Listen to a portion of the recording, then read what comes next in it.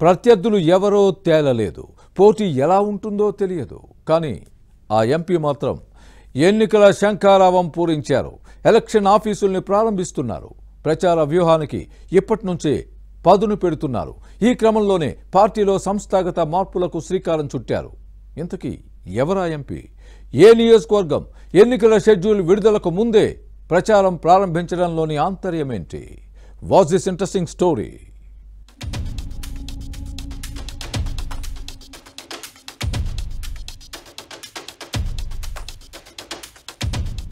వచ్చే ఎన్నికల్లో సిట్టింగ్ ఎంపీలకే మరోసారి టికెట్ ఖరారు చేసింది బీజేపీ అధిష్టానం. దీంతో నిజామాబాద్ ఎంపీ ధర్మపురి అరవింద్ కార్యక్షేత్రంలోకి దిగారు. మొదటి నుంచి దూకుడు ప్రదర్శిస్తున్న అరవింద్ ఎన్నికల సమయంలో మరింత స్పీడ్ పెంచారు. నిజామాబాద్ పార్లమెంట్ నియోజకవర్గంలో పార్టీ సంస్థాగత వ్యవహారాలను చక్కదిద్దుతున్నారు. తన ప్రత్యర్థులెవరో ఇంకా ఖరారు కాకపోయినప్పటికీ అందరికంటే ముందే ఎన్నికల కథన రంగంలోకి దిగారు.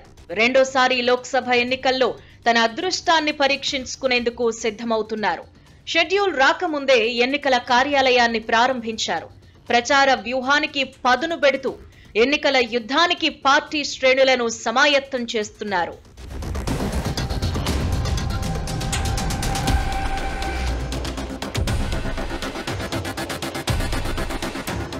అయితే గతేడాది నవంబర్లో జరిగిన అసెంబ్లీ ఎన్నికల్లో నిజామాబాద్ పార్లమెంట్ నియోజకవర్గ పరిధిలో బీజేపీ సాధించిన ఫలితాలు పార్టీ అధినేతలకు సంతృప్తినిచ్చాయి. అంచనాల కంటే ఎక్కువ సీట్లు, ఓట్లు రావడంతో లోక్సభ ఎన్నికలపై ఆశలు పెరిగాయి. కోరుట్లలో పోటీ చేసిన అరవింద్ ఓడిపోయినప్పటికీ నిజామాబాద్ అర్బన్లో ధన్పాల్ సూర్యనారాయణ గుప్తా, ఆర్మూర్లో పైడి రాకేష్ రెడ్డి విజయం సాధించారు. నిజామాబాద్ రూరల్లో దినేష్ కులాచారి, బోధన్లో మోహన్ రెడ్డి గట్టి పోటీ ఇచ్చారు.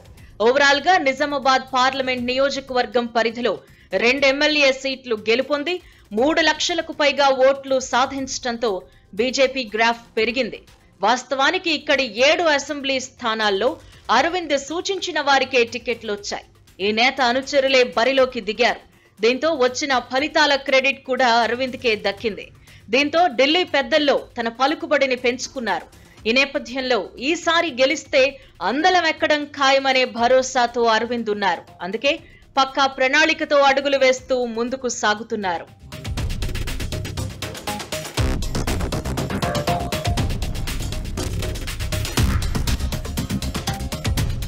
ఈ క్రమంలోనే పార్టీలో సంస్థాగత మార్పులు కూడా చేపట్టారు. బీజేపీ జిల్లా అధ్యక్షుడిని మార్చేశారు.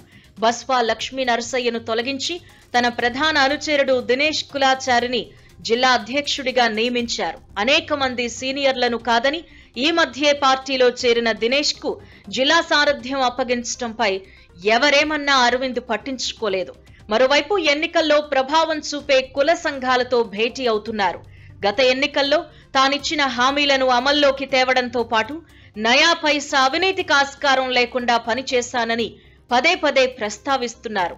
ముఖ్యంగా ప్రత్యర్థులు తమకు అస్త్రంగా భావించిన పసుపు బోర్డు సాధించడంతో ఈ నేతను టార్గెట్ చేయటానికి మరో అస్త్రం కోసం వెతుక్కోవాల్సిన పరిస్థితి ఏర్పడింది. దీనికి తోడు పసుపు బోర్డు ఏర్పాటుకు కేంద్రం గ్రీన్ సిగ్నల్ ఇచ్చింది.